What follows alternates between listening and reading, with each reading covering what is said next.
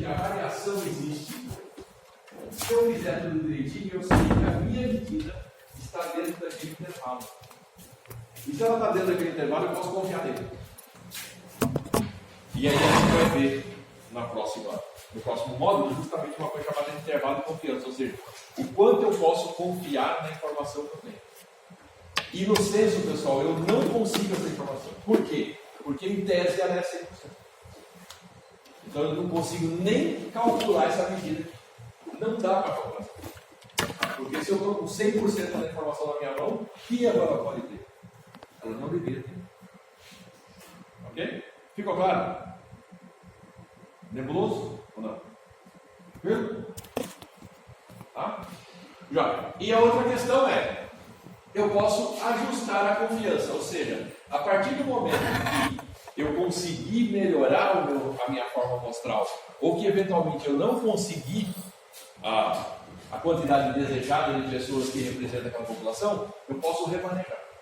Ou seja, se eu vou fazer um trabalho onde eu calculo e digo, olha, eu preciso de 3.000 pessoas para representar o Brasil inteiro.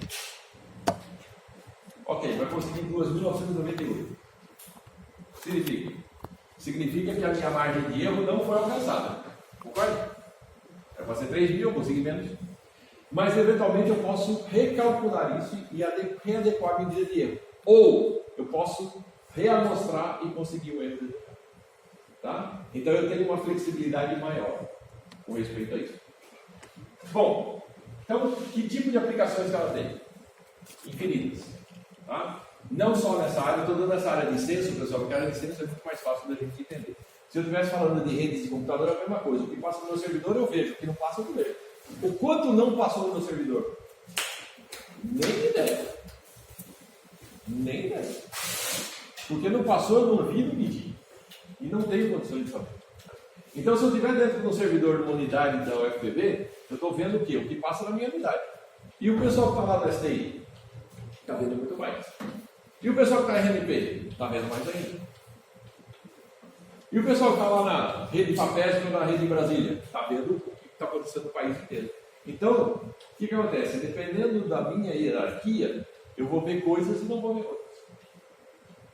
Ok? Então, é óbvio que tem a mesma conformação dentro da mesma ideia em outras situações. Inclusive dentro da computação. Você sabe tudo o que acontece no seu computador? Só tem um jeito. Está no sistema operacional e nunca ligue na rede. E se você ligou na rede, já começou a chover cookie dentro do seu lado. Você nem sabe o que eles estão fazendo. E o que eles estão fazendo lá dentro? Você também não sabe. Então a máquina é tua, só você usa, mas ninguém usa, mas está cheio de gente observando coisas dentro da sua máquina que você não sabe. E isso independe do sistema operacional. Independe de tudo, até o seu celular é a mesma coisa. Ou seja, não dá para você confiar que você tem domínio sobre a máquina que é tua. A não ser que você ligue ela, nunca ponha na rede, nunca navegue na internet, e vai assim, esse computador é meu e daqui não sai. Pronto, fim. Nem Wi-Fi. Se você entrar em Wi-Fi já é. Tá? E mesmo assim, também não atualiza o software. Quando você instalou, deixa ele quieto lá. Porque caso contrário, tem informação na sua máquina que você mesmo desconhece.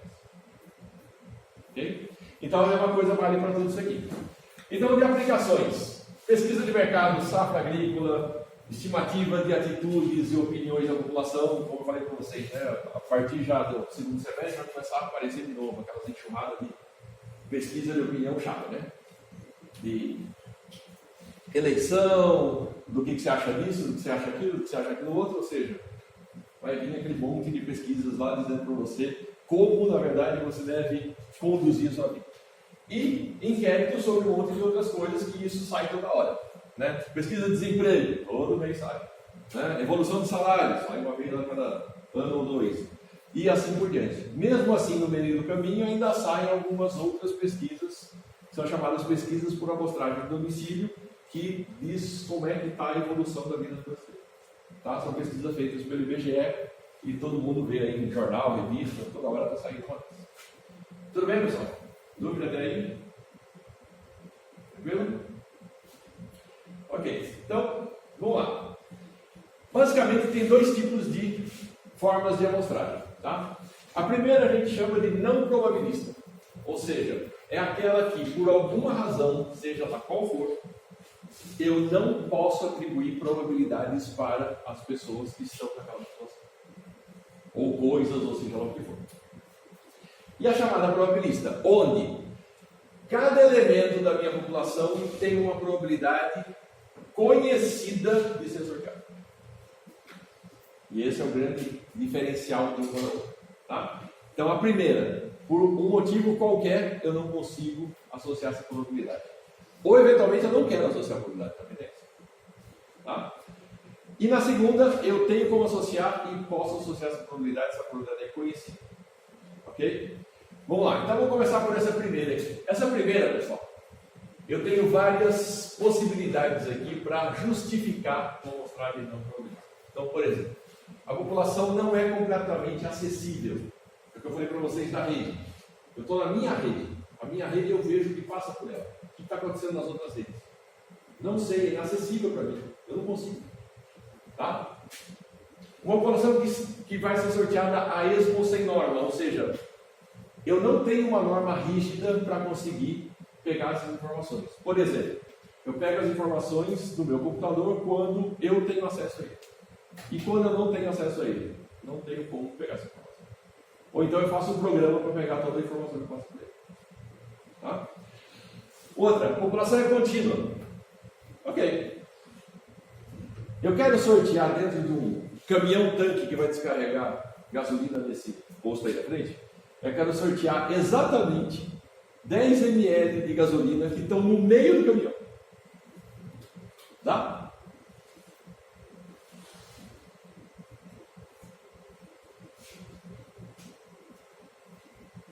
Não dá. Por que não dá? Você já viu esse caminhão tanque que para aí? Como é que você sorteia uma coisa que está no meio dele? Não tem como. Tá? Porque o tanque vem fechado. Você tem as vigias, que eles tiram uma amostrinha, uma espécie de uma canequinha, eles põem lá, tiram a amostra, e a partir daí, eu vou explicar depois como é que funciona isso, e a partir dessa amostra ele vai dizer se o tanque vai ser descarregado ou não. Aí a gasolina lá no fundo. Inacessível. Tá? Ou intencional, que é o caso, por exemplo, de remédios. Então, por exemplo, quando você toma um remédio, algum de vocês já teve o cuidado de ler a bula? Acredite, a coisa mais cara que está dentro de uma caixa de remédio é a que demorou mais tempo para ser feita, a que custou mais e levou mais pesquisa. Porque todo o resto foi feito rápido. Por que motivo? Porque para você criar um remédio, pessoal, vai anos. Mas para você criar a bunda do remédio pode levar décadas. E o remédio às vezes demora 15, 20 anos para chegar no mercado. Por quê? Porque ele tem que ser testado. Ele primeiro vai ser testado em animais, de várias naturezas.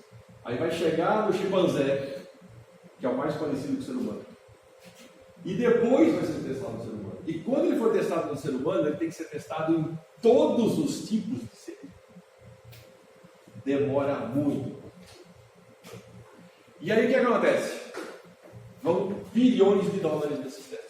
Porque tem pessoas do mundo inteiro que têm que ser contratadas para fazer. Tá? Ou seja, não são voluntárias. Boa parte das pessoas são pagas. Tem gente, inclusive, que vive disso. Meus pais. Vive de ser cobaia. E aí o que acontece? O camarada vai lá, X vezes por semana, e toma um medicamento na frente de um pesquisador, que vai dar para ele o medicamento. Para algumas pessoas ele vai dar o medicamento de fato, para outras pessoas ele vai dar um placebo, que é exatamente a mesma pílula ou mesma...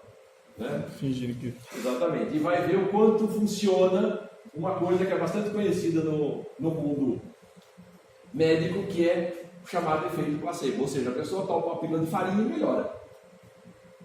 Por que ela melhorou? É aqui que funciona. Né? Aí ela toma um remédio e algumas melhoram, outras melhoram. Então o que acontece? Você olha isso sob várias condições.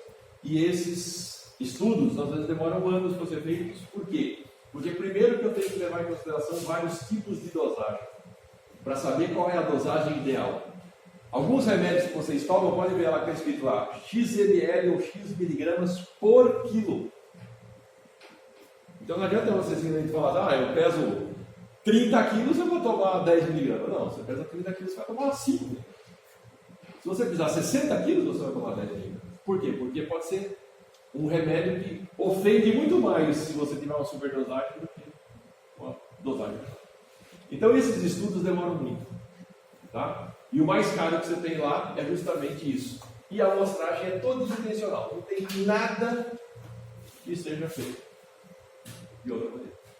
Tá? Depois eu vou explicar com mais detalhe. Bom, e na probabilística o que acontece? Eu tenho vários tipos de amostragem. Tem essas daqui e eventualmente eu posso combinar essas formas. Então a amostragem aleatória simples é a mais arroz-feijão de todas. Na aula passada a gente falou sobre a distribuição uniforme, lembra? Falei para vocês que é um sorteio de números aleatórios que você pode colocar em jogos, pode colocar em vários tipos de programa, busca em tabela hash e por aí vai. Bom, mas e aí? Essa é a forma mais simples da amostra aleatória simples. Gerar números aleatórios onde todos os números têm a mesma probabilidade de ocorrência. Tá? Fora isso, eu tenho outras chamadas sistemática, onde eu vou sistematizar as coisas. Vou mostrar para vocês daqui a pouco. Por conglomerados, que é quando eu tenho heterogeneidades e homogeneidades na população, e eu preciso levar isso em consideração. A estratificada, onde é ao contrário. O que é homogêneo na estratificada é heterogêneo na conglomerada. E a múltipla, que pode fazer várias coisas ao mesmo tempo. Tá? Muito bom. Pessoal, vamos interrompendo se tiver dúvida. Vocês vão deixando eu falar, eu vou falando. Daqui a pouco acabou a aula. Pra ser sincero, eu não entendi nada dessa parte de homogêneo. Não, eu vou falar com detalhes. Porque essa daí precisa de mais detalhes. Entendi. A primeira eu vou falar um pouco mais coisa, porque ela não é, na verdade, muito usada na estatística. Ela é mais usada em casos específicos. Mas a probabilística que a gente vai usar no curso, eu vou falar com mais detalhes. Tá bom.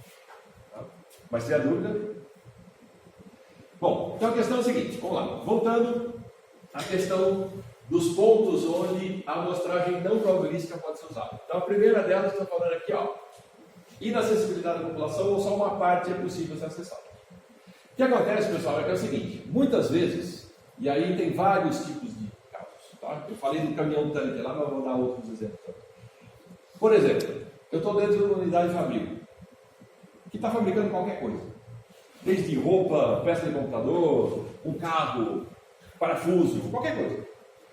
E eu quero saber o seguinte, olha, como é que eu vou sortear aleatoriamente uma coisa que nem foi feita?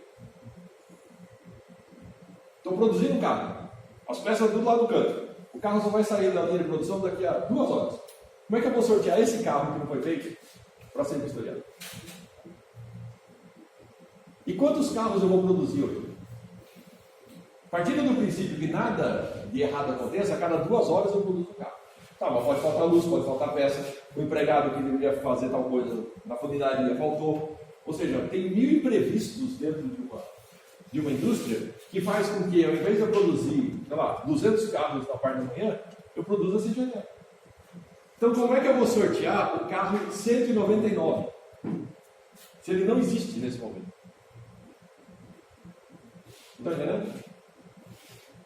Então, o que eu vou fazer? Eu vou trabalhar com a previsão do que eu vou produzir e vou sortear esses caras. Só que quando eu falo, eu tenho um tempo de 12 horas para fazer isso, quer dizer que pode ser que tenha coisas que não sejam produzidas. Como é que eu vou historiar um negócio que não existe? Tá? Outra questão é o seguinte. Pensa lá, eu falei do caso do caminhão que traz gasolina. Né? O caminhão que traz gasolina ainda tem algumas vantagens, perto dessa daqui, que é o minério de ferro. Eu tenho um trem que transporta minério de ferro. Vocês já viram um bicho desse na sua frente? Nem queiram. São mais de 100 vagões. Você parar na frente de um bicho desse daí, você vai esperar uns 15 minutos ele passar. O bicho vai passar, e você vai ficar lá quase dormindo e o bicho não terminou de passar. Como é que isso funciona? Minério de ferro, os vagões são mais ou menos da parede até aqui, até lá. Cada um carrega mais ou menos 70 toneladas de minério de ferro. Quero pegar o minério de ferro que está aqui embaixo. Posso? tem que descarregar o bicho inteiro.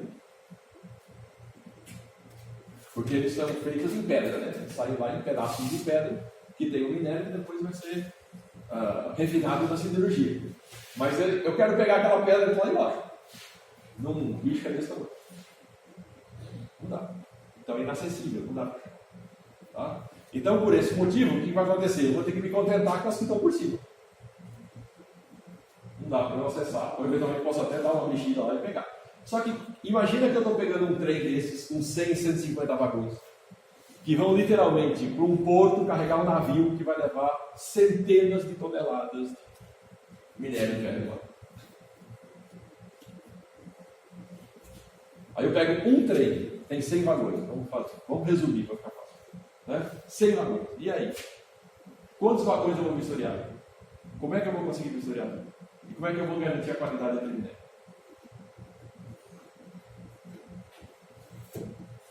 Por que motivo? Porque, pessoal, lembra que eu falei para vocês, quando a gente, pessoa física, vai no supermercado e compra um negócio ruim, o que o máximo que você pode fazer? Ir lá e devolver, não é isso? Comprei um Danone, o Danone está estragado, volta lá e devolvo. Pega outro. Tá. O que acontece quando eu exporto lá para a China literalmente, né, um navio de minério de ferro? Devolve tudo. Ele vai chegar na China. Eu paguei quando eu ia lá até a China. Quando chegar na China, eu falo assim, esse minério não está na especificação, manda de volta, eu tenho que pagar de volta. Entendeu? Há pouco tempo atrás aconteceu isso com carne brasileira. Né? Montaram 3 navios de carne de frango da França para cá. Porque não estava na especificação. Entendeu? Então o que acontece? De quem é o custo? Não é de quem recebeu o documento. A pessoa física, o custo é seu. Você já pagou, o dinheiro já foi. Né? E você vai ter que voltar no supermercado para devolver e pegar outro. Em negócios, o custo é de quem forneceu, tá? Ou seja, de quem vendeu para você. Okay? Então, nesse caso aqui, ó, fica difícil eu conseguir acessar. Não é uma questão fácil e não é uma questão possível. É uma questão muito difícil. Por quê? Porque para eu pegar aquele minério que está lá embaixo do vagão, eu tenho que descarregar o bicho inteiro. Tá? E não é uma coisa tão trivial assim. Okay? Se vocês quiserem, depois olhem no YouTube como é que descarrega um vagão desse. Vocês vão ver que é um negócio muito interessante. O minério chega num determinado ponto da estrada de ferro e literalmente ele é virado ao contrário. Como se você pega um copo e virasse um copo d'água ao contrário. Então você não vai nunca conseguir pegar aquele minério que está no fim, que foi virou já era, está terminado. Tá? Então é assim que funciona para trabalhar com minérios em geral, não só no ferro. É tipo uma máquina que pega o carrinho. Só que é um monstro. Né? Pega o bicho e vira, literalmente. Tem uns no Porto de Tubarão, que é por onde escoa boa parte da produção brasileira de ferro. É exatamente assim. Tem uns no YouTube que você consegue achar. Literalmente, o trem para, ele pega o vagão, vira, volta, passa o próximo, vira, volta e assim vai. 100 vagões, 150 vagões, você acha. E quem é que empurra o trem assim, só um pouquinho pra frente pra pegar o próximo carro? Tem um esquema todo mecanizado. Sim. Ele tem que ir no lugar certo, né? Porque se for um cara, provavelmente deve ter muito Vai erro. botar no lugar um pouco mais para frente, um pouco mais para trás, aí é tudo mecanizado. Porque é tudo automatizado, não dá para você. Não tem ser humano mexendo nisso. 100 mil carrinhos. A outra é aquele que eu falei para vocês, que é a esmo sem norma. Ou seja, eu preciso fazer uma amostragem, só que essa amostragem é relativamente rápida, tá? E eu não tenho condições de fazer isso de forma sistemática, então eu vou tentar ser imparcial. Mas essa imparcialidade, pessoal, muitas vezes acaba sendo parcial. Então, por exemplo, eu vou pegar uma caixa lá de parafusos e vou ver lá, na caixa de parafusos que vem 150, 200 parafusos, eu vou escolher lá 5, 6 para ver se parafusos não. Ok, aí o que eu faço? Vou pegar esse cara aí e vou abrir lá e escolher lá esses 5. Só que você fala assim, bom, mas tem uns mais enferrujadinhos e tem uns mais bonitinhos, então eu vou escolher os enferrujadinhos e os bonitinhos. Ponto, você já dançou tudo, porque você já colocou a sua vontade na frente. Ou seja, aquilo que não deveria ter norma nenhuma, já passou a ter norma, porque você impôs norma. Mesmo de forma inconsciente. Tá? Então, quando você escolhe isso por qualquer atributo, seja cor, brilho, beleza, fala, não, esse aqui é bonitinho, eu vou escolher um feinho também para contrabalançar. Não. É como se fosse uma regra a partir de alguma característica, né? Só que aí o que aconteceu? Você já não está escolhendo a esmo. Não é uma coisa aleatória. Você já impôs uma regra, mesmo que seja meio inconsciente. Entendi. E mesmo que você tente contrabalançar, isso não significa que você está de fato acontecendo. Tá? Então, nesse caso aqui, ela não tem nenhum tipo de imparcialidade, mesmo que você, em princípio, pense que está fazendo de forma parcial. Tá? A outra é a questão que eu dei para vocês, né, da gasolina. Então, no caso da gasolina, por exemplo, o que acontece? Eu tenho um problema de homogeneização. Então, determinados tipos de líquido que eu vou vão transportar, ou gás que eu vou transportar, eu não posso garantir a homogeneidade aqui. Tá? Bom, beleza. Mas para outros eu até posso. Então, a gasolina, o caminhão vem lá da refinaria, ou vem lá do porto de Capeneiro, chacoalhando o tempo inteiro. Então, quando a gente chacoalhando chegou até aqui, está tudo mais do que homogeneizado. E já dançou um bocado. Então, tranquilo. Mas, quando ele chega aí, significa ele encostou, descarregou? Não. Às vezes ele chega, o posto está lotado de carros, ele não pode descarregar enquanto não tiver uma baixa de carros. Então, significa o quê? Na gasolina, que é um pouquinho menos complicado em termos de homogeneização, ok, ela vai demorar muito para separar. Só que, e suco de laranja? Você faz o suco de laranja da tua casa, acabou de espremer, em 10 minutos o suco de laranja já está separado. Então já não dá mais para ser assim. Então, se eu estou descarregando gasolina, até vai, mas se eu estou descarregando suco de laranja, já fica um pouco complicado. Ou eu tenho que sair e dar uma voltinha para o caminhão de novo para chacoalhar tudo. Né? Então, a questão é, em alguns casos, eu posso simplesmente dizer que do jeito que chegou, se eu pegar esse 100 ml em qualquer canto desse caminhão, é o mesmo que pegar em qualquer outro canto. Mas para coisas que podem ser miscíveis, eu tenho que, literalmente, vou tomar esse cuidado. Então, suco de laranja, por exemplo, chegou o caminhão, eu tenho que descarregar. E se eu não fizer isso? Bom, se eu fizer isso, eu tenho que pensar em alguma maneira de homogeneizar. Senão pode ser que eu pegue a parte de cima, que vai ter o quê? Muito mais água do que sumo. O sumo decanta, a água fica. Tá? Então, é óbvio que eu vou pegar um produto de outra qualidade. Se vocês olharem bem, né, praticamente todos os... A gente compra suco hoje, quando na verdade não é suco, é néctar. Né? Se vocês olharem bem lá, está escrito néctar, porque tem 3% de suco, o resto é água. Aí você fala assim, por que está lá desse tamanho? Agite antes de usar. Porque se você for tomar, você vai tomar sua água, participa. Né? Vai ter que chacoalhar o bicho lá para ele homogeneizar. Então, a mesma coisa vai acontecer em caminhões que estão transportando isso. Se não tiver uma homogeneização, na hora que você pegar na parte de cima, você vai pegar só água, vai ter suco limpo. Tá? Isso vale para praticamente todos os sucos. O suco de laranja é fácil que todo mundo vê o que está acontecendo, até em casa. Tá? Muito bem. A outra questão é quando eu tenho essa amostra chamada de intencional. Eu dei para vocês basicamente o exemplo, mas agora eu vou complementar. Nesses estudos que são feitos principalmente para gerar bula de remédio, tá? Esse é o exemplo mais típico possível. O que acontece é que eu preciso ter todos os tipos de raça, cor, mulheres, homens, crianças, inclusive mulheres grávidas, que estão testando um remédio que eu não faço ideia se vai afetar o feto. E é aí que está o grande problema.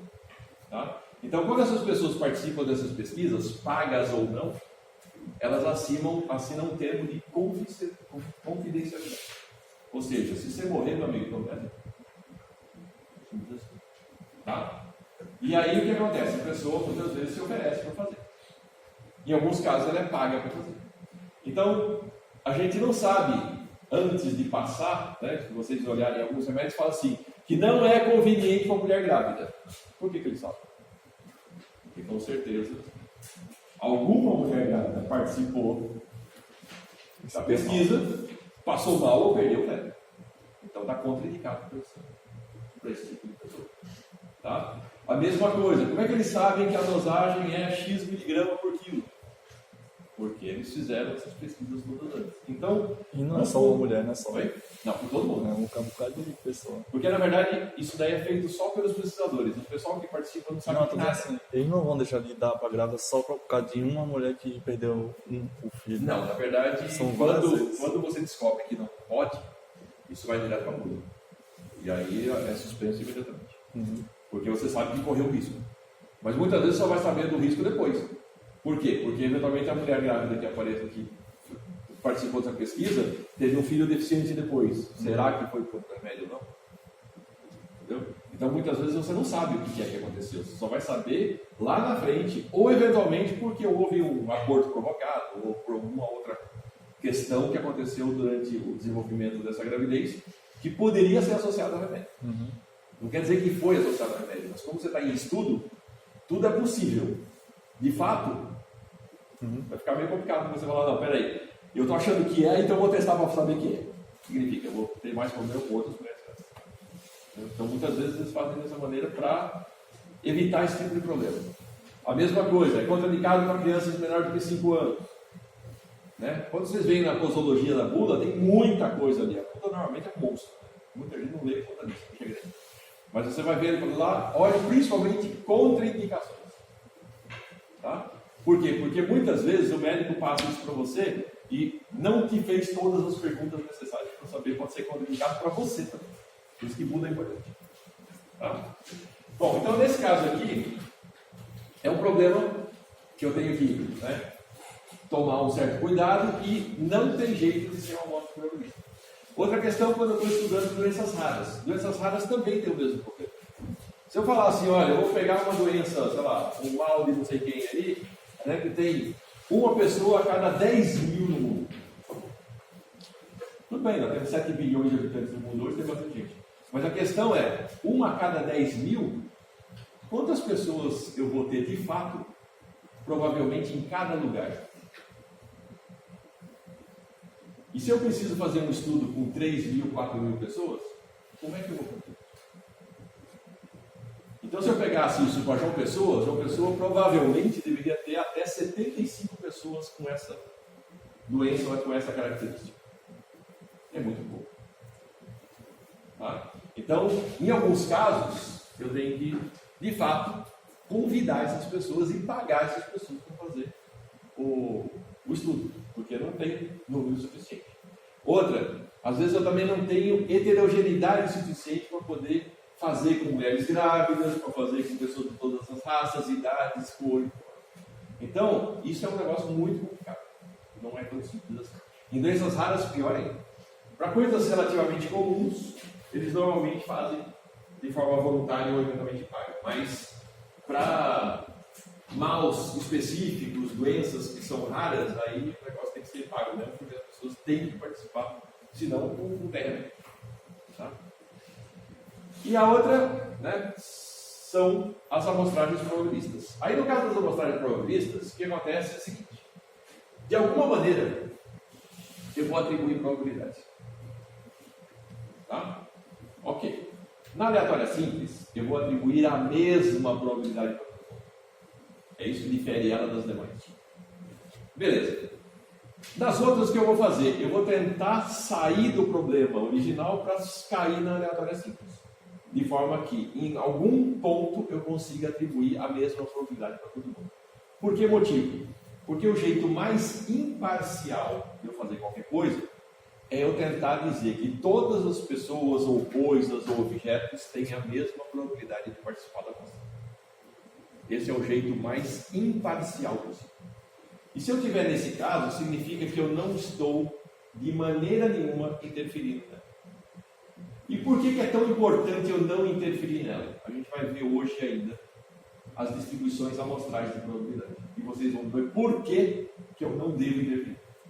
Porque quando eu interfiro, o preço a ser pago pode ser alto. Tá? Então a questão é, eu posso fazer a amostragem com reposição ou sem reposição? Então vamos pensar um caso bem típico. Vamos sortear 2 pessoas dentro da sala. Ok, então bota o nome das pessoas todas num saquinho, ou eventualmente sorteia pelo RA e vamos lá. O que acontece? Eu sorteei uma pessoa. Eu vou sortear essa pessoa de novo? Tira. No princípio não. Mas aí eu mudei a probabilidade, não mudei? Ou seja, eu tenho uma probabilidade de que cada um aqui na sala tem 44, 30 e poucos. Vamos pensar 30. Então a primeira pessoa tem 1 sobre 30 de chance de ser escolhida. Tirei essa pessoa. O que sobrou? 29. Mas todas elas vão ter 1 sobre 29. Ok? Ficou claro? Então, mesmo mudando a probabilidade, essa probabilidade ela é igual para todo mundo que está dentro desse sorteio. Tá? Naquela fase. Então a primeira fase é 1 sobre 30 para todo mundo. Saiu o primeiro, 1 sobre 29 para todo mundo. Então a probabilidade continua sendo igual. Beleza? Tá, e se eu devolver? Se eu devolver, aquela pessoa de novo passa a contar. Então é 1 sobre 30 outra vez. Então é igual em todas as sequências. Tá? Aí o que acontece? Como a gente viu aí na aula passada e nas aulas anteriores, isso caracterizaria o quê? Um ensaio de pergunta. Uma probabilidade constante. 1 sobre 30, 1 sobre 30, 1 sobre 30, 1 sobre 30. Tá? Beleza. Então, alguns casos a gente vê isso, inclusive, acontecendo, que é o caso do sorteio da Mega Sena. Os caras fazem toda aquela história, atrás do caminhão, fica mandando bolinha ali e tal. Para quê? Para tentar mostrar para as pessoas que eles não estão interferindo naquilo.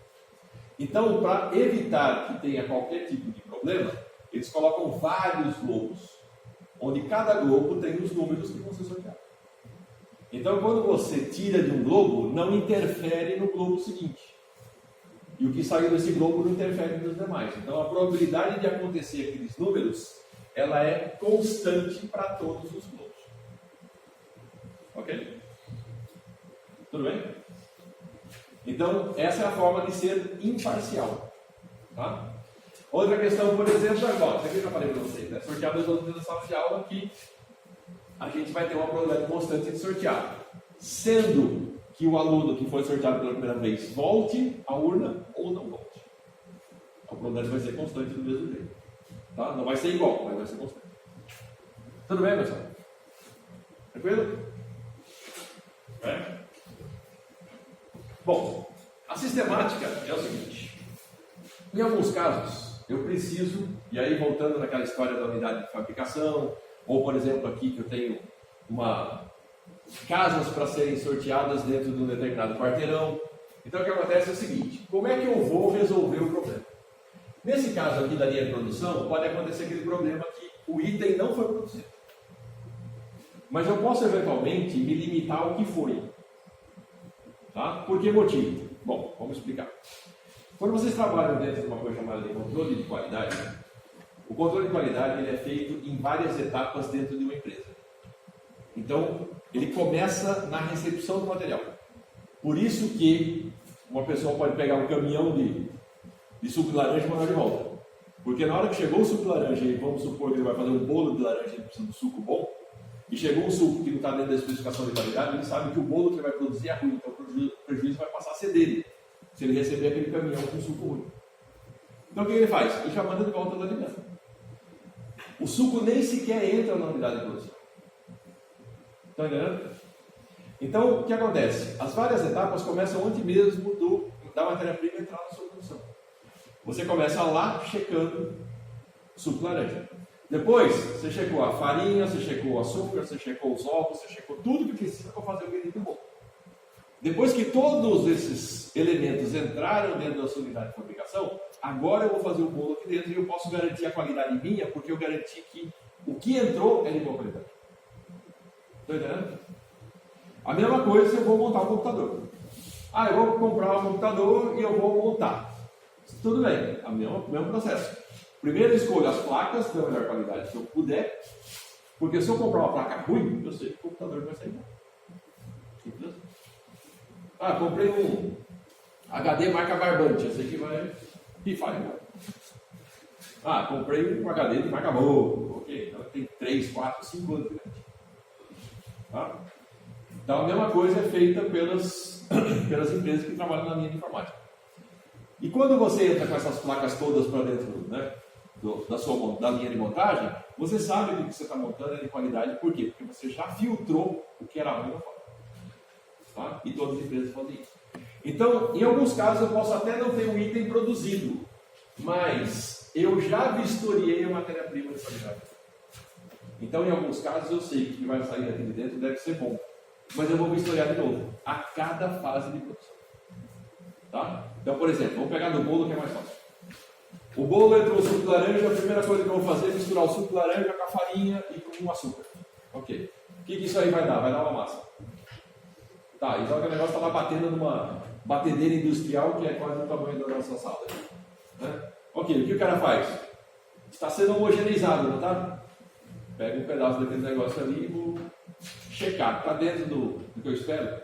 A mistura está com sabor, está com a cor, com a textura e com várias propriedades que eu espero daquela massa naquele momento. Tá? Ok, continua.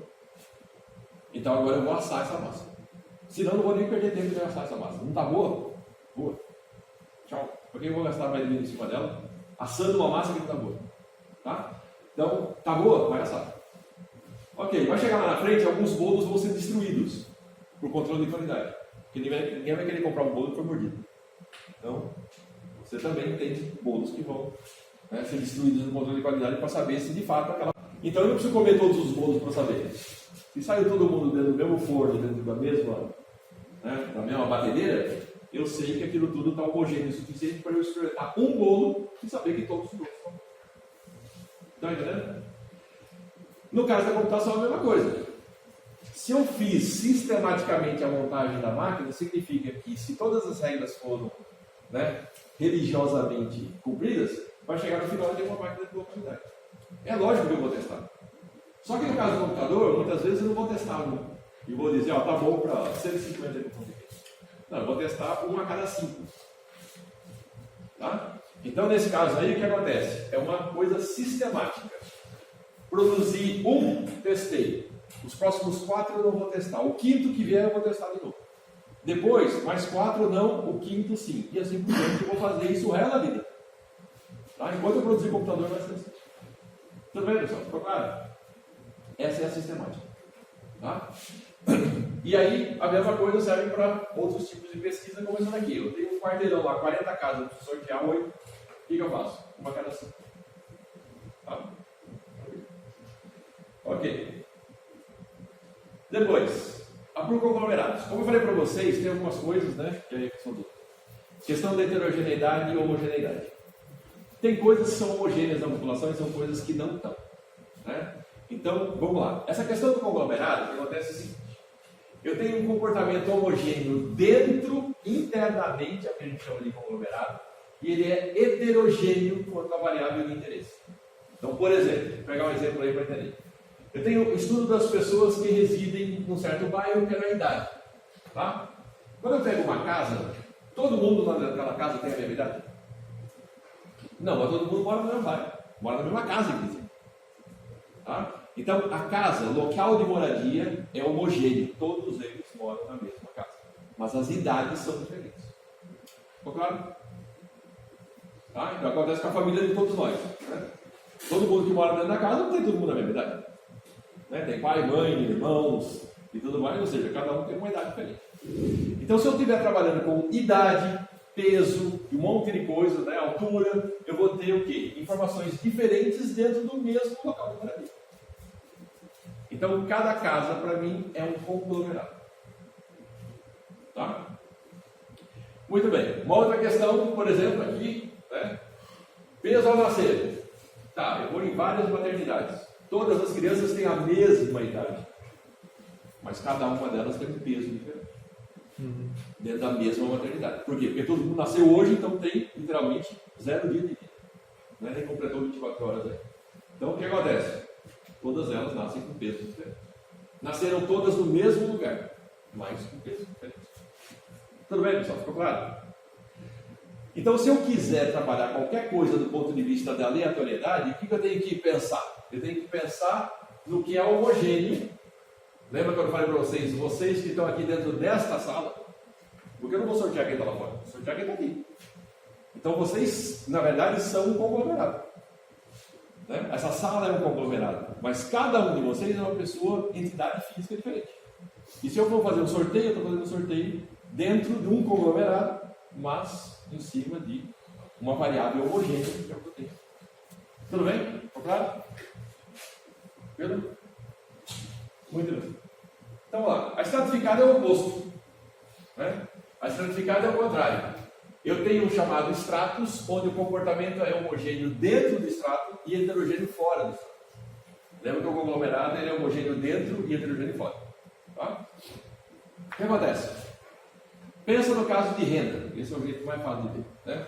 Eu pego pessoas que moram num bairro e pessoas que moram no outro. Eu posso garantir que elas têm a mesma renda? Não. Tá? A sua casa e a casa do seu vizinho já é um estrato. Né? Por quê? Porque na sua casa você tem uma renda média familiar e no seu vizinho tem outra renda média. Então, dentro de uma casa, eu tenho uma renda média familiar para todo mundo. Dentro de outra casa, eu tenho uma renda média familiar para todo mundo. Tá? Então, obviamente, quando eu estou estudando coisas relacionadas à economia, bairros, locais que você frequenta, tudo isso são estratos. Por quê? Porque, obviamente, se você tem um pouco mais de dinheiro, você vai num determinado barzinho. Se você tem menos, você vai em outro. Né? Quando chega no fim de semana, quem tem grana vai tomar cerveja, quem não tem grana vai para rodízio de pizza. Né? Que é o coisa mais barato que você pode comer. E bastante. Né? Então, o esquema é esse. Tá? Por isso aí você já vê, pelo próprio comércio, a movimentação desse comércio você já vê. Quando a pessoa está com grana porque recebeu o pagamento, chega no fim do mês, ela está sem grana, vai poder. Rodízio, gente. Tá? E os caras de rodízio sabem isso. E no começo do mês vem pouco cliente, e no fim do mês vem mais. Por que vem mais? Porque olha que a galera está curta de grana. Ou nem vai. Se está tão curta de grana, nem vai. Ok? Deu para entender a diferença? Ficou claro agora? Tá? Então, o objetivo aqui é tentar sempre trazer para algo que eu consiga fazer uma amostragem aleatória assim. No caso do anterior, da amostragem anterior, da sala aqui, todo mundo é igual? É igual por conta que vocês estão matriculados nessa disciplina. Na mesma sala, né? Isso. Mas aqui a idade e tudo mais. Todo o resto é diferente. Nesse caso aí é o contrário, né? Que, são cidades diferentes, mas pode ter coisas cidade, bairro, até casa diferente. Casa diferente já tem renda diferente. Certo. Tá? Dentro do mesmo bairro. Mas eu posso ter heterogeneidades ainda piores dentro do mesmo bairro. Então, por exemplo, aqui no conjunto dos professores, você tem o Timóteo, que é uma comunidade de renda bem mais baixa do que o entorno que é o bancário. Uhum. Entendeu? Então, o bancário, o conjunto dos professores, são vários, vamos dizer assim, bairros dentro de um bairro, que é o bancário. Tudo isso aí é bancário. Só que lá dentro você tem, como se fosse bairros dentro do bairro. Tá? Ou seja, existe heterogeneidade dentro do próprio bairro que deveria ser em tese homogêneo. Tá? Então, quando você vai fazer uma pesquisa, você tem que lembrar disso. Se a pesquisa é econômica. Se a pesquisa não tem nada a ver com economia. Ok, pessoal? Tranquilo? Muito bem. E aí... Tá, isso aqui acho que eu falei. E a outra é a amostragem que a gente chama de múltipla. Tá? Essa amostragem múltipla é uma amostragem que acontece muito em casos onde você tem coisas que estão sendo feitas e que eu não tenho, eventualmente, controle sobre tudo. Ou existem limites para que eu possa bater o martelo e dizer é isso ou não é isso. Tá bom ou não tá bom. Tá ruim ou não tá ruim. Tá? Então, o que acontece? Vamos pensar num exemplo bem simples aqui, fica mais fácil. Eu tenho uma caixa lá, eu tenho 100 caixas com 20 parafusos que eu vou receber. Eu quero saber se todos eles estão bons. Tudo bem, eu não vou conseguir abrir todas as caixas. O que eu faço? Eu abro a primeira caixa, de forma aleatória. 100 caixas é fácil de administrar, dá para eu escolher um. Né? E aí o que eu vou fazer? Olha, eu abro e vejo lá, quantos parafusos tem defeito? Bom, se tem menos do que 3 parafusos dentro de uma caixa, e sempre vai ter defeituoso dentro da caixa, não? Isso é um ponto importante, sempre vai ter. Mas se tiver menos do que 3, então fala, tá dentro da especificação. Se tiver mais do que 7, significa, mais do que 7 em 20 é muita coisa. Então, mas se tiver entre 3 e 7, não sei. Porque 7 é o limite que eu vou dizer que não está legal. 3 é o limite que eu vou dizer que está legal. Mas o que acontece se estiver no meio do caminho? Não sei, pega para cá. E a gente vai fazendo isso até chegar num ponto que ou aconteça isso ou aconteça isso. Tá? Como se fosse mais uma chance, né? É uma chance. Porque naquele intervalo eu não sei dizer se está legal ou não está. Tá? Então, isso acontece para muitas coisas que você recebe. Não só em licitação, mas que você também recebe do ponto de vista fabril. Né? Aquela história que eu falei para vocês, por exemplo, da fábrica de bolo. O suco de laranja é homogêneo. Mas como é que é a farinha? A farinha não vem dentro do caminhão. Ela vem dentro de sacos no caminhão. Aí o que eu faço? Descarrego o caminhão daquele lado, o cara encosta uma carreta de 30 toneladas de farinha na minha frente. E aí, descarrego todas as 30 toneladas para depois descobrir que não presta e carregar de novo. Aí eu faço isso. Tá? Então, descarrega o saco aí. Vamos ver, o saco tá bom? Passa por uma análise química, tá dentro dos conformes? Tá, beleza, descarrega. Ó, não passou na análise química, tá outro. Ou então, manda embora de novo. Tá? Ou tá no intervalo onde eu não posso decidir. Manda outro. E aí eu vou descarregando um saco, outro saco e pronto. Eventualmente pode ser aí que 3, 4 sacos sejam comprometidos na análise química para eu fazer a aceitação do lote que seria o caminhão dele. Tá?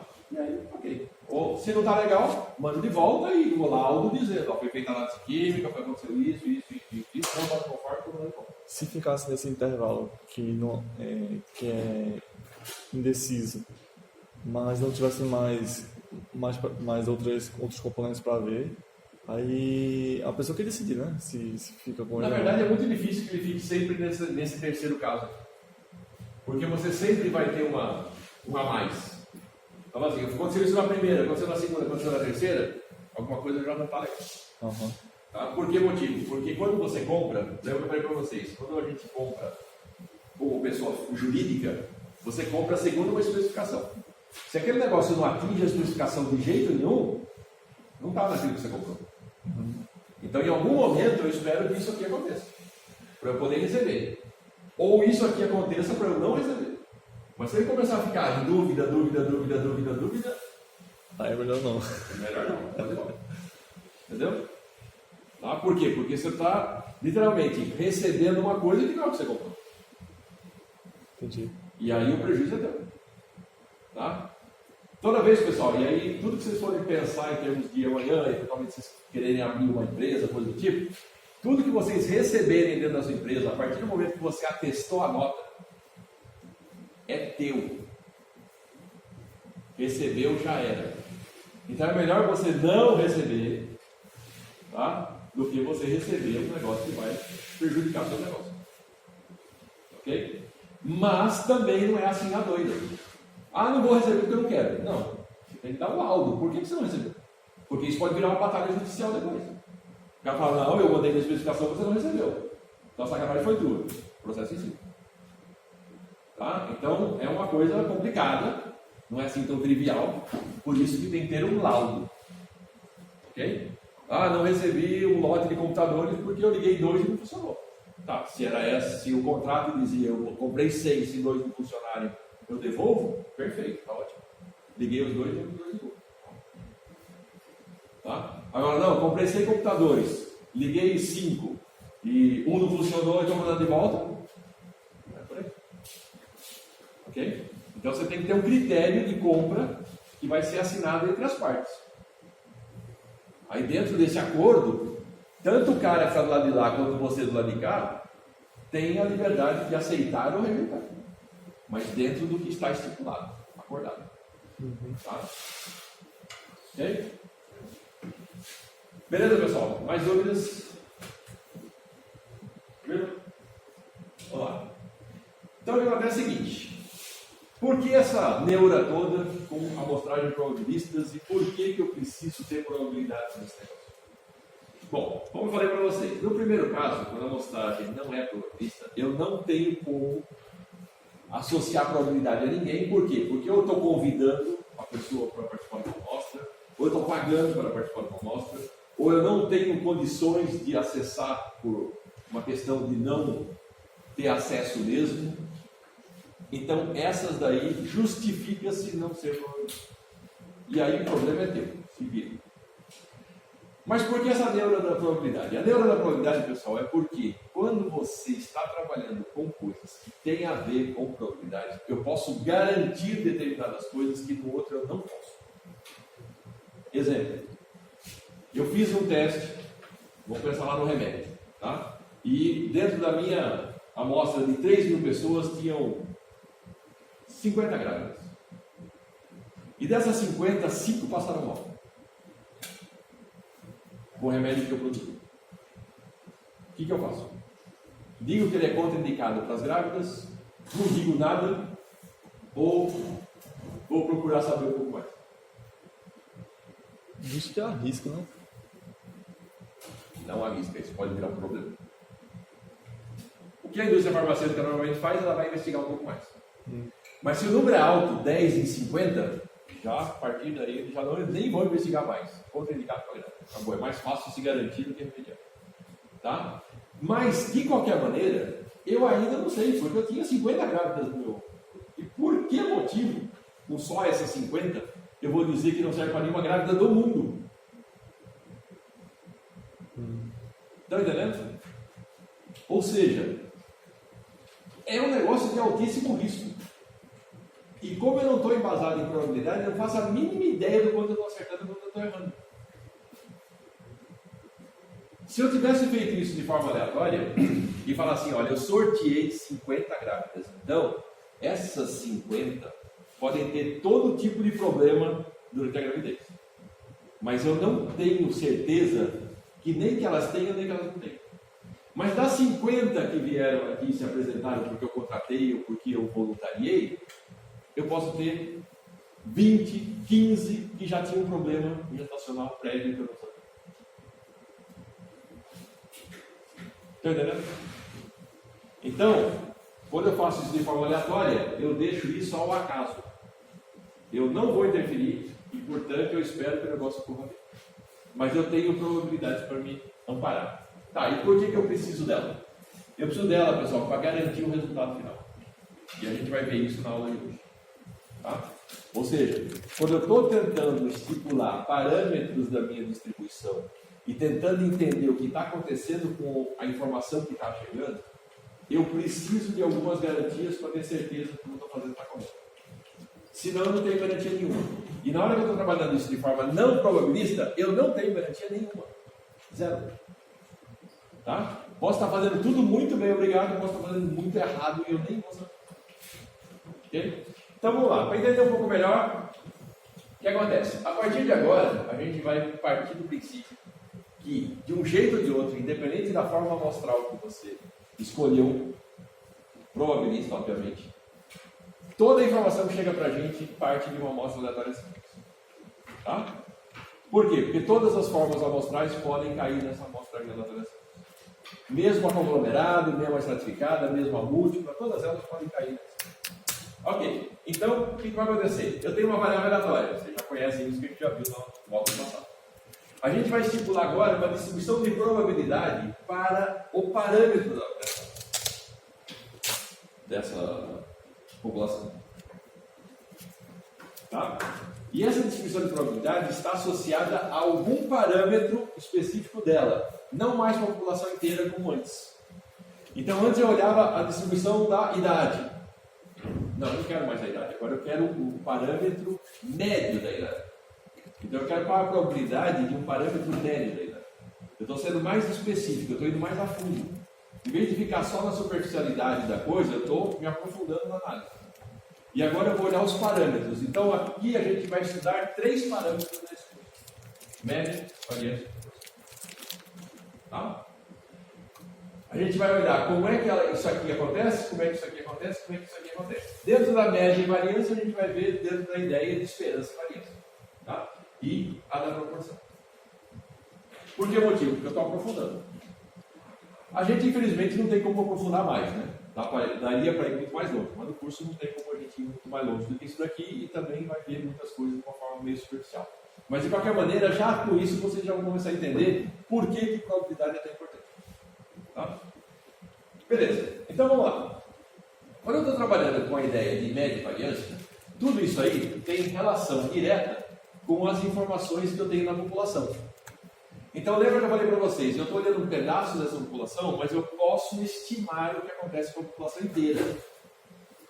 Tá? E aí estão as primeiras equações que vão mostrar isso. Então se eu estou pensando em termos de uma amostragem sem reposição, ou seja, aquela que eu tirei o indivíduo, não devolvi, sorteei outro, não devolvi, sorteei outro e por aí vai. A média da minha amostra deveria ser igual à média da minha população. Pô, mas isso é muito forte. É, muito forte. Tá? Ou seja, se eu fizer tudo direitinho, O que eu espero é que a média das médias amostrais seja exatamente a média. E a variância, aqui no caso do desvio padrão, da minha média amostral, ela tem relação com a variância ou o desvio padrão populacional por essa relação aqui da equação 2. Ou seja, eu consigo estabelecer relações entre uma coisa e outra. E com essas relações, se eu estou fazendo tudo direitinho, eu não estou olhando só a minha amostra, eu estou olhando a população inteira. Ok? Então aí está o pulo do gato. A grande sacada daí.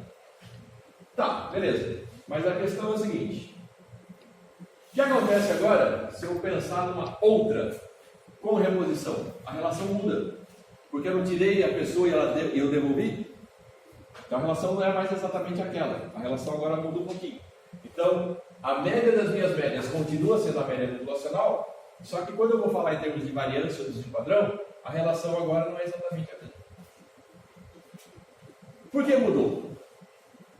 Bom, mudou por conta do seguinte: quando eu tiro uma pessoa de lá, eu estou diminuindo o conjunto para a próxima retirada, não é isso? E quando eu devolvo, o que acontece? O meu conjunto tem sempre o mesmo tamanho e toda a heterogeneidade está lá dentro. Na medida que eu vou tirando uma pessoa, outra, o que acontece com a heterogeneidade que sobrou? Vai ficando bem homogêneo, né? Vai ficando mais homogêneo. Né? Ou seja, eu vou tirando variação dessa população e eu vou fazendo com que ela fique mais homogênea. É isso que a equação está me mostrando. Mas vamos entender isso por um esquema um pouquinho melhor. Eu vou mostrar um exemplo para vocês dentro do instante. Deixa eu só falar dessas observações aqui, que são super importantes. Primeiro, observação importante aqui. Quando você fala em termos da distribuição amostral da média, que é o caso do que eu estou mostrando aqui para vocês, nessa equação 3 e nessa equação 1, tá? O que acontece? Ela tende para uma distribuição normal. Importante, é a distribuição amostral da média, não é a distribuição da população não, tá? A distribuição da população é aquela e ela vai continuar sendo aquela. Mas da média, tem uma distribuição normal quando o tamanho da amostra é grande. Em muitos casos, 30 é o suficiente, mas tem casos que vai para 120, 150, 200, depende de quê? Depende da distribuição da população original. Tá? Então, esse resultado é um resultado muito importante da estatística, que é muito mal utilizado. De vez em quando você vai escutar aquela coisa maravilhosa. Ah, eu peguei uma amostra de tamanho 30 porque na estatística 30 é o número mágico. Mata o sujeito que fez isso. Tá? Não tem número mágico na estatística. Isso aí só vale para a distribuição da média. E o camarada está falando de proporção, de variância, de coisa que não tem nada a ver com média. Ele está usando essa característica aí e não pode. Tá? Porque depende da população de origem. Outra, se você estiver trabalhando com uma população que de fato tem distribuição normal na origem, então, por exemplo, estou trabalhando com média de idade, média de peso, média de altura, que já tem uma tendência a ser distribuição normal na própria população, aí isso acontece mesmo que o N não seja 30. Ok? Mas isso é garantido para a distribuição de probabilidade. Tá? Só.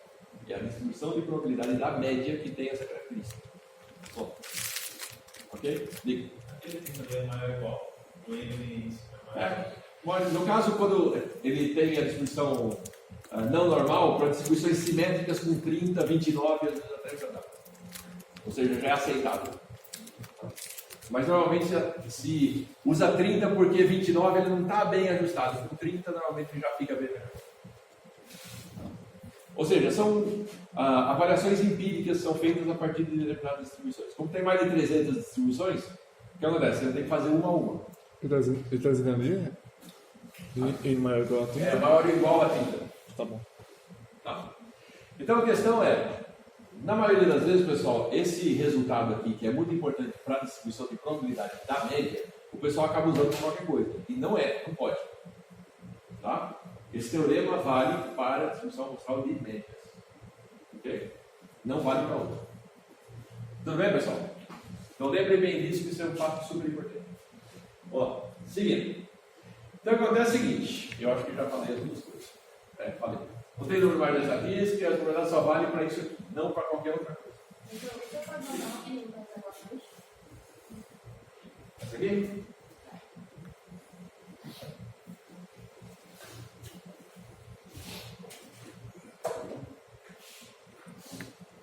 Precisa da outra também?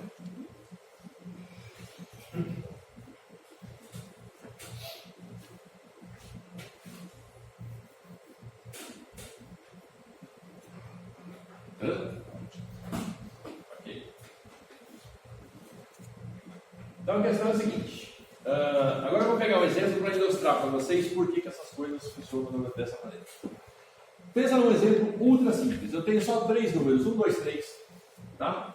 E eu vou pensar em todas as amostras que eu posso tirar desse conjuntinho 1, 2, 3, com 2 elementos com reposição. Ou seja, eu tiro, devolvo, tiro, devolvo, tiro, devolvo. Quantas amostras possíveis eu posso tirar? Tá? Beleza. Então a primeira coisa a fazer é: qual é a média e qual é a variância da população 1, 2, 3? Depois, qual é a distribuição amostral dessa média, a própria média e a variância dela? Ok, vamos lá. Primeiro é fácil.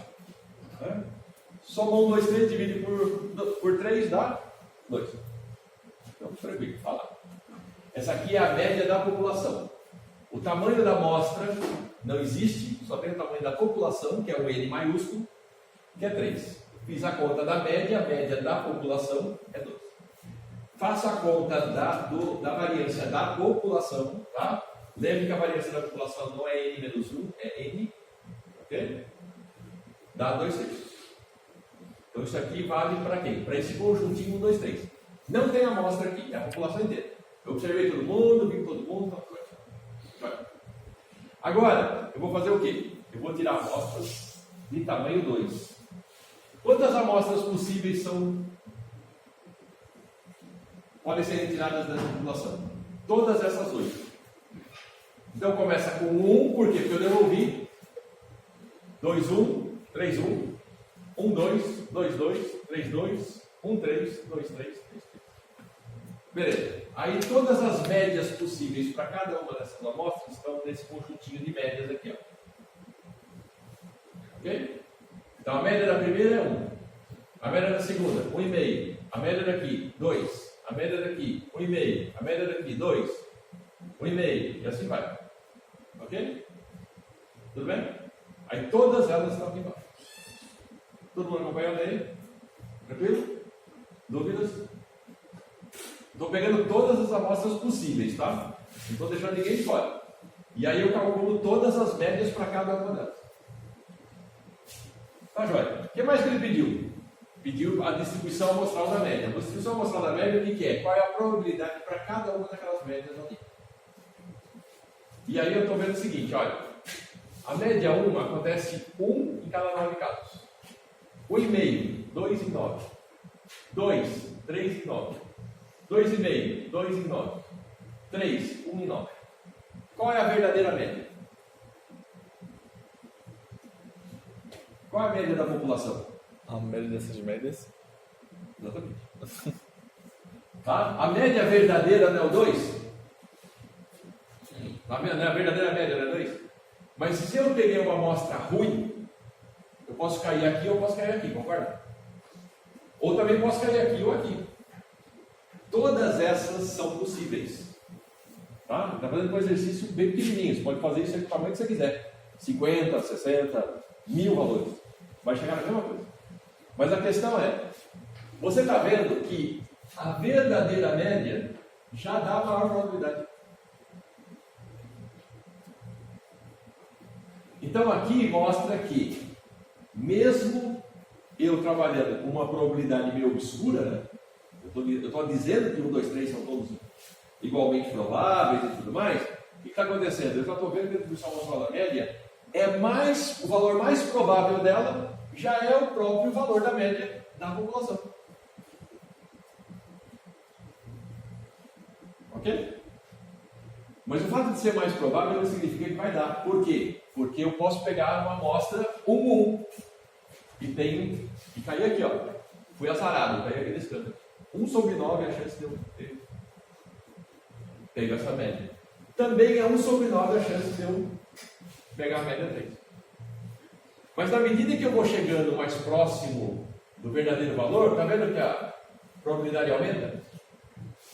Então isso aí vai me dar o quê? Maior probabilidade justamente onde? No ponto central que eu quero e a menor probabilidade afastada dele. Tudo bem, pessoal? Então, esse exercíciozinho aqui ilustra bem essa ideia de que eu posso ser azarado e cair bem nas margens da coisa. Mas se eu não for tão azarado assim, ó, eu já estou bem perto da minha meta. Mesmo com um conjunto pequeno de dados. Ok? Todo mundo percebeu isso aí? E quando eu vou fazer a conta para esperança e variância, então eu faço a esperança é 2. Que é justamente aquilo que a gente viu lá na equação 1. Tá? E na equação 2, eu tenho justamente a relação que existe entre a minha variância e a variância populacional e a variância total. Tá? Então, na variância da minha média, cuidado que eu não estou falando mais da variância da população, eu estou falando da variância da minha média, o que está aqui é uma média, tá, pessoal? Ela vale 1/3, enquanto que a outra vale... Desculpa, ela vale 2/3, enquanto que a outra vale 1/3. Ou seja, existe uma relação entre uma e outra. Tá? E aqui eu estou vendo essa relação. Tudo bem? Tranquilo? Complicou?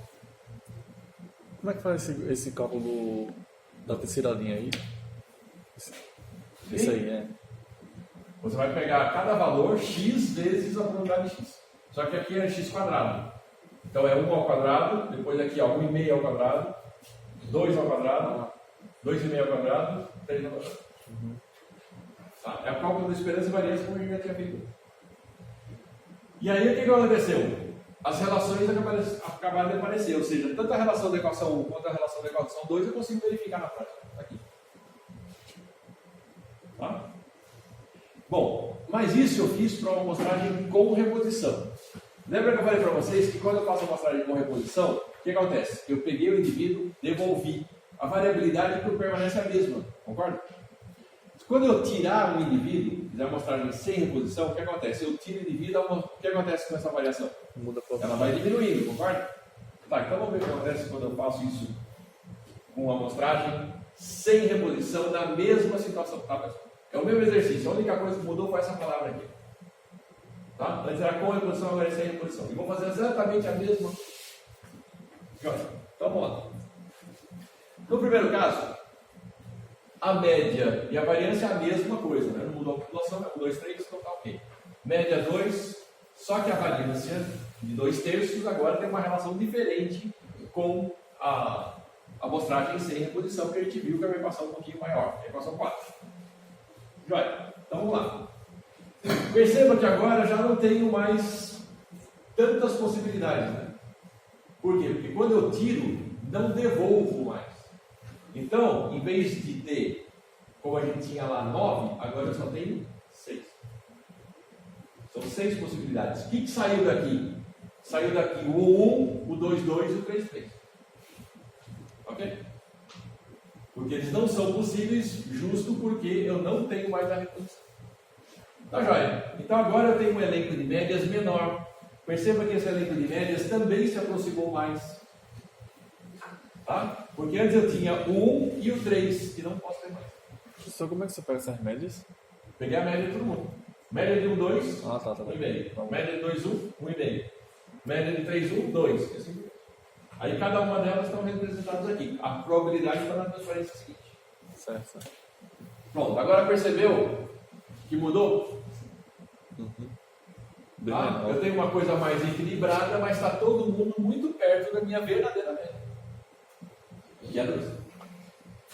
Então antes eu tinha uma chance maior de estar na minha verdadeira média do que estar nas outras médias. Por outro lado, eu também tinha uma chance que não era totalmente desprezível de estar nas rebarbas, né? Lá no cantão. Tá?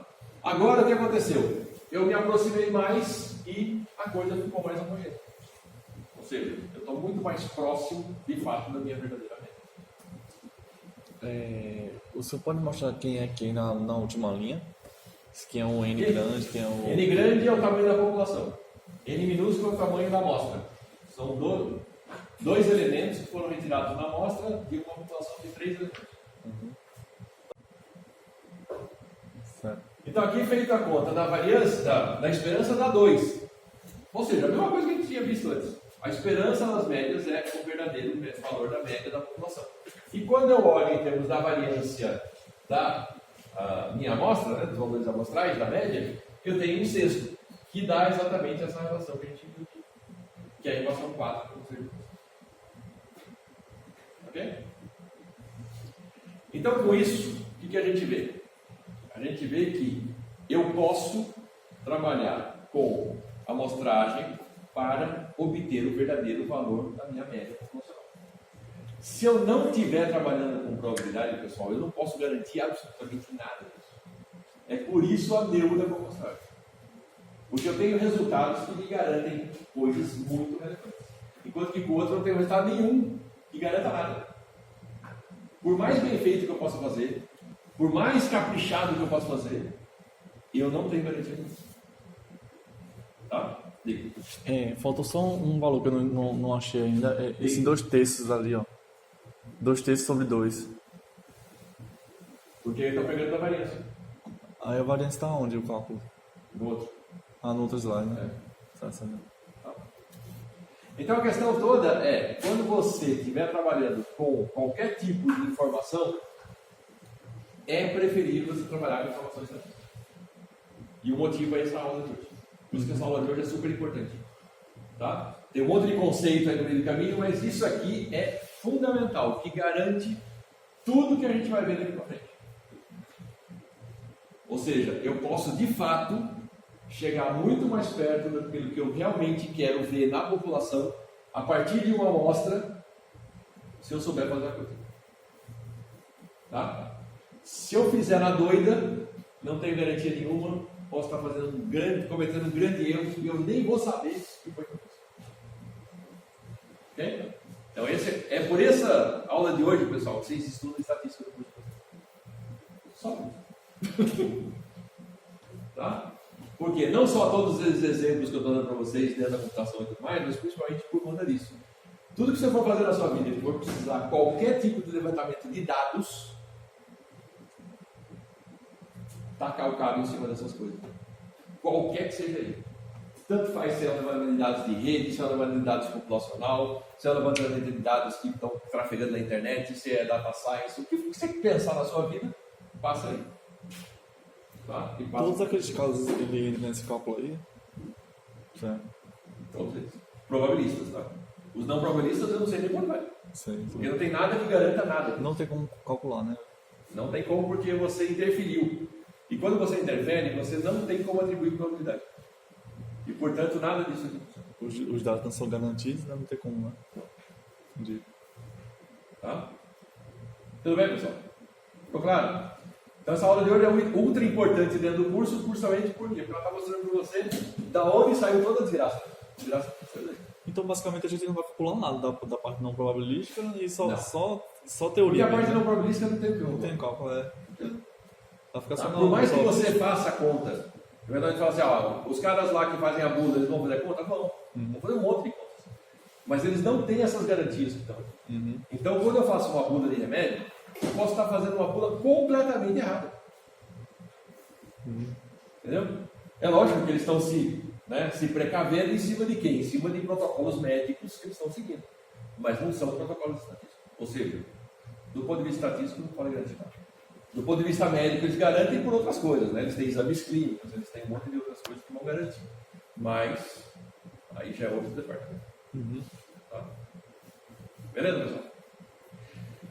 Então, ponto-chave da aula de hoje. Eu tenho várias formas de colher informação. Dentre essas várias formas de colher informação, eu tenho 2 grandes grupos, o não probabilista e o probabilista. O não probabilista, por mais bem intencionado, por mais certinho que eu faça, por mais que eu siga protocolos, eu não tenho garantia nenhuma. Tá? No probabilista, por menos que eu faça, eu tenho as garantias. Que são essas aqui. E isso aqui que ajuda eu a garantir que, mesmo com uma amostra mais ou menos, você vai estar muito mais próximo do verdadeiro valor da população do que com uma amostra ultra bem intencionada. Tá? Então aqui tem garantias teóricas e práticas para você conseguir fazer as coisas e se resolver na vida. Tá? Tranquilo? Então vamos ver agora uma outra coisa que tem a ver com a aplicação prática dessa brincadeira aí. Tá? Bom, então, o que eu posso usar na prática desse negócio aí? Vou ficar só brincando com aqueles números lá? Não é por aí. Na prática, pessoal, eu posso resolver problemas como esse aqui. Ó. Eu tenho 500 rolamentos de esferas com peso médio de 142,32. De onde saiu esse peso médio? Estipulei em contrato. Tá? Com desvio padrão de 8,505. De onde saiu isso? Contrato. Ou eventualmente eu não tenho contrato. Por exemplo, eu só comprei pelo peso médio. É comum também acontecer. Tá?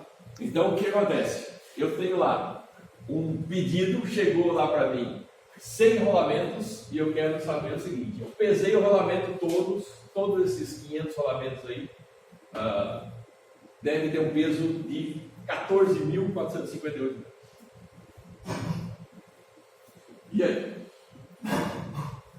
Pergunta é: qual é a probabilidade que 100 desses rolamentos tenham um peso superior?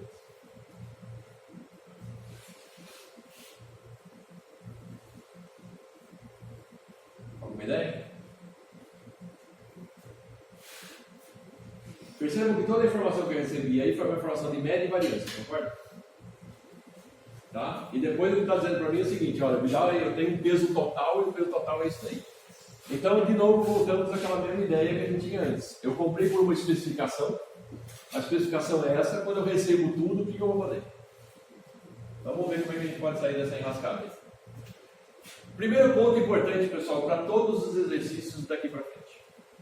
Tá? Façam do jeito que vocês acharem melhor. Conselho fortemente fazer desse jeito, por quê? Porque você se organiza. Então, na medida que você vai lendo o exercício, vai anotando tudo que você tem dele. Tá? Então, vamos lá. Primeira coisa, ele está dizendo para mim que 500 rolamentos de esferas é a minha população. Tem um peso médio de 142,32 gramas. É a média. Com desvio de 8,505. Isso aqui são valores populacionais. Ele está dizendo que a minha população tem aquele peso médio e esse desvio padrão. Aí ele diz o seguinte: olha, eu tenho uma amostra de 100. Ó, N vale 100. E ele me pede agora qual é a probabilidade que isso aí aconteça, de forma que esse 100 tenha um peso superior a isso. Então, o que eu vou fazer? A primeira coisa que eu vou fazer é, se eu estou trabalhando com uma amostra, eu tenho que pegar aquelas relações daquelas equações que eu vi lá atrás e trabalhar com as relações delas. A média das minhas médias tem que dar a média da população, então isso aí é fácil. Mas eu tenho que lembrar que existe uma relação entre o desvio populacional e o desvio amostral, concorda? E no desvio amostral a relação é essa aqui. Tá? Então, isso aqui é dado pela equação 4, não tem problema? Beleza, então o que eu vou fazer? Eu vou fazer a conta agora do desvio amostral em relação ao desvio populacional, que é aquele que ele me deu, que é esse cara aqui. Ó. Substituo aqui na equação, eu obtenho esse valor aqui. 0,7. Tudo bem até aí, pessoal? Viu? Tá, não. Vocês estão com a cara de interrogação desse lado. O 10 veio do 100, da raiz de 100 ali. O 10 veio da raiz de 100 porque é a raiz de N. Sim. O sigma é o que eu conheço, 8,505. Esse N aqui são os 500. Menos o 100. E aqui, 500 menos 1. Ou seja, essa relação aqui é dada pela equação 4. É só jogar na forma, praticamente. Tá? Só que eu quero a probabilidade, ou seja, eu estou fazendo a conta aqui só para chegar na probabilidade. Beleza. Então, para calcular a minha probabilidade, o que ele está dizendo aqui? Ele está dizendo que a soma de todos os caras tem que dar um peso superior a 14.458. Só que eu só tenho informação de média. Como é que eu calculo essa probabilidade daqui se eu só tenho informação de média? Bom, se eu dividir aqui por N e dividir aqui por N, dá o quê? Somatória de x dividido por N é quem? É a minha média, concorda? E aí eu divido por quem aqui? Por 100. Tamanho do N não é 100?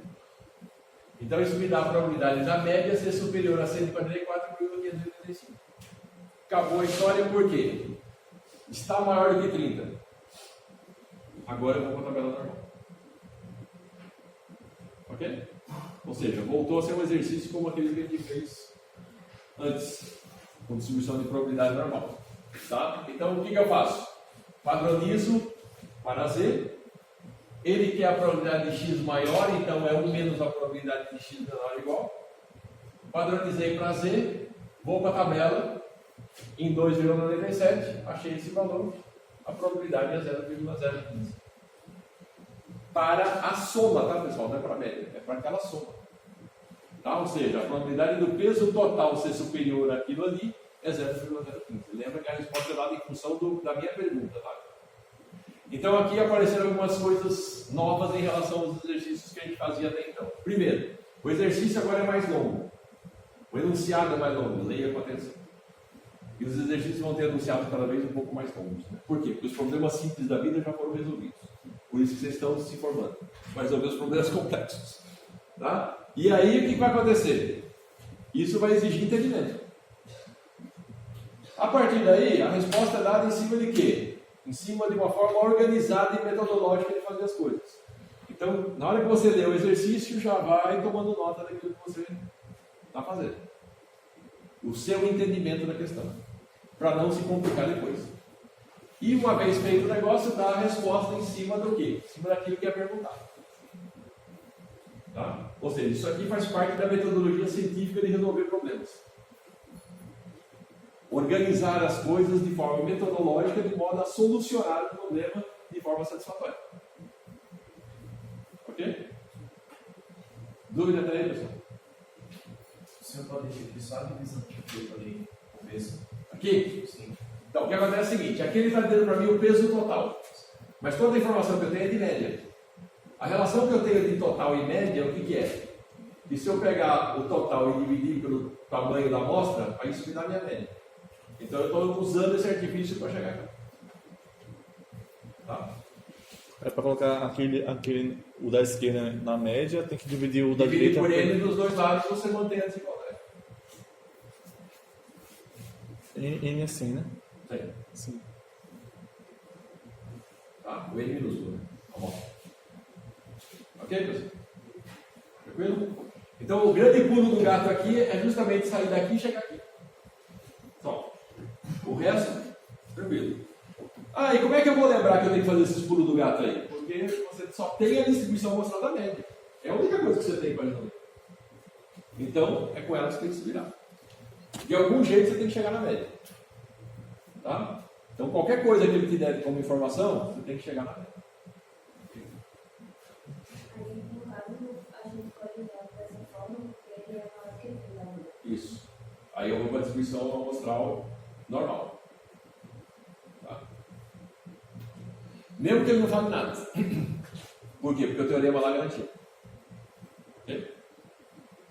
Agora, se ele falar a distribuição da população é normal, aí tanto faz o problema. Pode ser 2, 5, 10, tudo é. Tá? Tudo bem, pessoal? Tranquilo até aí? Muito bem, já enchi a cabeça de vocês o suficiente por hoje. Então é o seguinte, lembra que essa aula aqui é uma aula super importante do curso. Tá? E conceitos que foram dados nessa aula são os conceitos que vão nortear tudo daqui para frente. Tá? Não só essa questão da distribuição amostral, mas principalmente sobre essa questão da amostragem em si. É ela que vai balizar tudo que a gente vai andar daqui para frente. Mesmo que a gente em momento nenhum mais fale dela. Ou seja, a gente vai partir do princípio de que aquela informação que chegou vem de uma amostragem aleatória. Ok? Ah, mas ninguém falou. Está falado. Tá? Ou seja, a partir de agora, tudo que a gente for fazer em estatística está a partir desse ponto. Ok? Diga. Eu estava querendo estudar o assunto anterior para ficar bem de boa esse assunto. Só que eu tô notando que é mais a esperança e variância só, né?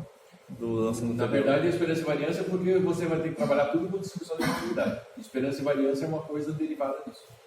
Ou seja, distribuição de probabilidade, esperança e variância. Tá, então são essas três coisas, né? Que eu tenho que estudar. Certo. Tá.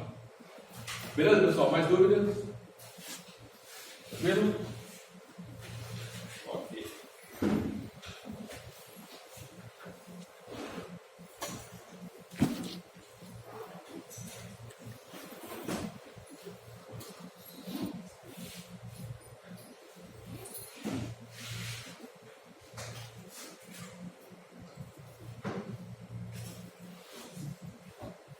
Olha lá, pessoal, pode chamar. Aleph? Douglas?